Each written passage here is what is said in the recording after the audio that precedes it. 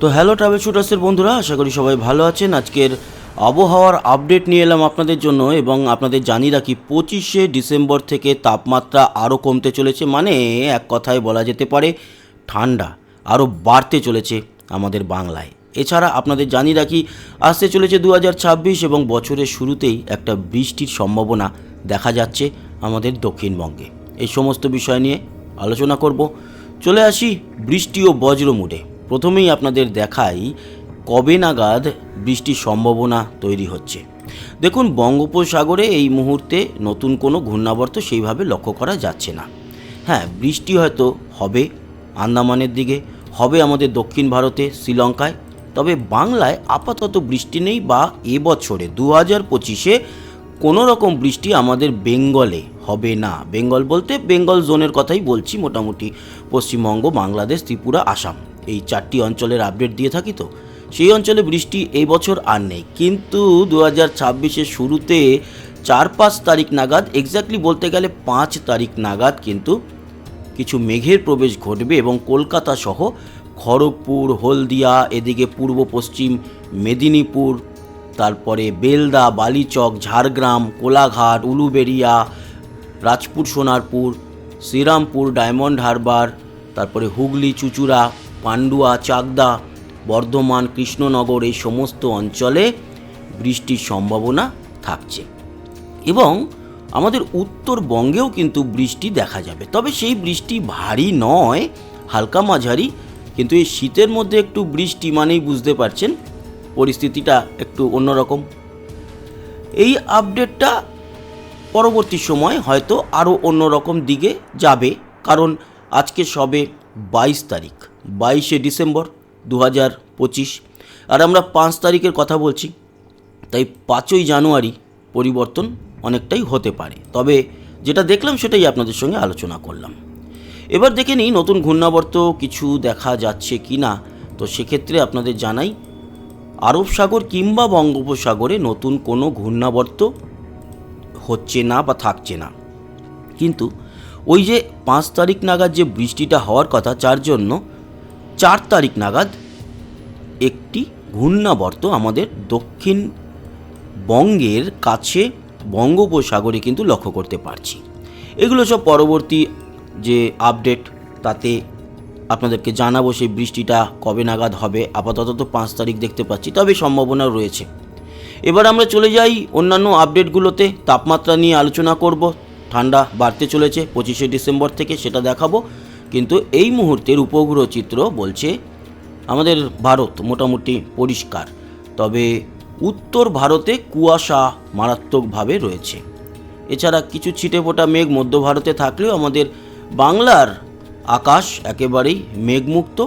তবে উত্তর দিনাজপুর, সেখানে কিন্তু খানিকটা মেঘ লক্ষ্য করা যাচ্ছে। তবে এই মেঘটা বৃষ্টির মেঘ নয়, এটা সাধারণ পেঁজা তুলোর মতো শীতের আকাশের মেঘ। এই হচ্ছে গিয়ে পরিস্থিতি। এবার আমরা আসি তাপমাত্রা নিয়ে। তাপমাত্রা আজকে দুপুরে কিন্তু বেশ ঠান্ডাই রয়েছে, 24 থেকে 26-এর মধ্যে, বা 23 থেকে 26-এর মধ্যে রয়েছে গিয়ে আমাদের দক্ষিণবঙ্গের তাপমাত্রা। এবং উত্তরবঙ্গের ক্ষেত্রে 23-24-এর মতো, সেক্ষেত্রে দার্জিলিং 19। আবার বাংলাদেশেরও উত্তরে 24, আর বাকি বাংলাদেশ জুড়ে 26-27-এর মধ্যেই রয়েছে ঠান্ডা পরিস্থিতি, বেশ ভালোই লাগছে। ত্রিপুরাও কিন্তু 27-28-এর মধ্যে, শিলচর 27 এবং আসাম জুড়ে 23-24-এর মধ্যে রয়েছে। নওগাঁও 25, ডিমাপুর 25, বাকি ওই 23-24-এর মধ্যে রয়েছে আসাম। কিন্তু এই দুপুরের তাপমাত্রাই তো সব নয়। চলে যাই কালকের ভোর রাতের তাপমাত্রায়। দেখুন, কালকের ভোর 5টা নাগাদ তাপমাত্রা কিন্তু আমাদের কলকাতায় 15-16 হলেও এদিকে পুরুলিয়া, বাঁকুড়ায় 12, বর্ধমান 13 থাকবে, এবং বীরভূম সহ, বীরভূমে 12-13, মুর্শিদাবাদও 12-13, নদিয়া 12-13, এবং পূর্ব মেদিনীপুরের একেবারে দীঘা, মন্দারমণি, কাথি, তাজপুর এই অঞ্চলগুলোতে 16-17 হলেও বাকি পূর্ব মেদিনীপুরে 14-15-র মধ্যে, আবার পশ্চিম মেদিনীপুরে বেলদা, তারপরে এদিকে নারায়ণগড়, সবং, কেশিয়ারি, সাকরাইল, এগুলো কিন্তু সব 13-র মধ্যে। খড়গপুর 13, তারপরে মানিকপাড়া 13, ঝাড়গ্রাম 13, চন্দ্রা 13, মেদিনীপুর 13, বালিচক 13, এরকমই থাকছে। সারেঙ্গা মোটামুটি 12-13-র মধ্যেই থাকছে দক্ষিণবঙ্গ, কলকাতায় সামান্য একটু বেশি 15-16-র মতো। এই হচ্ছে আগামীকাল ভোরের তাপমাত্রা।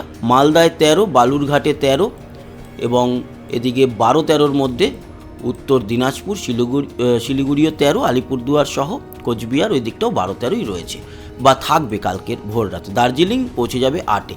বাংলাদেশের ক্ষেত্রেও মোটামুটি দেখা যাচ্ছে ভ্যারিয়েশন রয়েছে। উত্তরে 12-13 রংপুর দিনাজপুরের দিকে, জয়পুরহাটের দিকটায় 13, রাজশাহী মেহেরপুরের দিকে ওই 13-14-র মতো, আবার খুলনা বরিশালে কলকাতার মতো 15-16, ঢাকায় 17, কুমিল্লা 15, সিলেটের দিকটায় 14-র মতো, এদিকে লংগদু, রাঙামাটি, চট্টগ্রাম, তারপরে বিলাইছড়ি, খাগড়াছড়ি এগুলো সব 15-16-র মধ্যে, তবে কক্সবাজার, টেকনাফ এগুলো 18 এই জায়গাগুলোয়। এই হচ্ছে গিয়ে পরিস্থিতি বাংলাদেশে। ত্রিপুরাতে কাল সকালে থাকবে 14-15-র মধ্যে, শিলচর 13 এবং আসাম জুড়ে 12 থেকে 14-র মধ্যেই থাকবে। এই হচ্ছে তাপমাত্রা। এবং 24 তারিখেও এই মোটামুটি একই থাকছে। 25 তারিখে তাপমাত্রাটা আরও কমবে। 25 তারিখের থেকে তাপমাত্রা আরও কমবে এবং ঠান্ডা আরও বাড়বে। এক ধাক্কা 26 তারিখে কিন্তু তাপমাত্রা পৌঁছে যাবে আমাদের কলকাতায় 12 থেকে 14-র মধ্যে, এবং সেই একই সময় দেখুন বাঁকুড়া, পুরুলিয়ায় 9-10 নেমে যাবে, বোলপুর, বীরভূম সব 10-11-র নিচে নেমে যাচ্ছে, খড়গপুর 12, ঝাড়গ্রামও কিন্তু 11-ই নেমে যাবে। তার মানে আরও ঠান্ডা বাড়তে চলেছে 25শে ডিসেম্বর থেকে।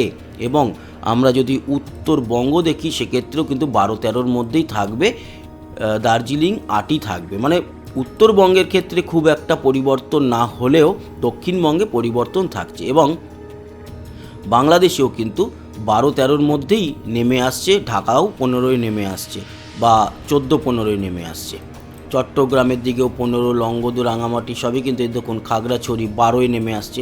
বেশ ঠান্ডা আসতে চলেছে 25শে ডিসেম্বরের পর থেকে। 13-14 ত্রিপুরায়, শিলচর 13 এবং আসাম জুড়ে 12 থেকে 15-র মধ্যে থাকবে তাপমাত্রা। ঠান্ডা এরকমই কয়েকটা দিন এবার চলবে। তার মানে আরও জবুথবু অবস্থা কিন্তু আসতে চলেছে আমাদের বাংলায়। এবার আমরা যেটা আলোচনা করব সেটা হচ্ছে কুয়াশা। কুয়াশা এই তো দুপুরবেলায় কিছুই নেই, কোথাও নেই সেরকমভাবে, কিন্তু সন্ধ্যের পর কুয়াশা উত্তরবঙ্গের দিক থেকে প্রবেশ করবে এবং সেখানে কুয়াশা লক্ষ্য করা যাবে। মাঝরাতের পর কুয়াশা বাড়বে, বিশেষ করে আমাদের পশ্চিমের জেলাগুলো পুরুলিয়া, ঝাড়গ্রাম, বাঁকুড়াতে।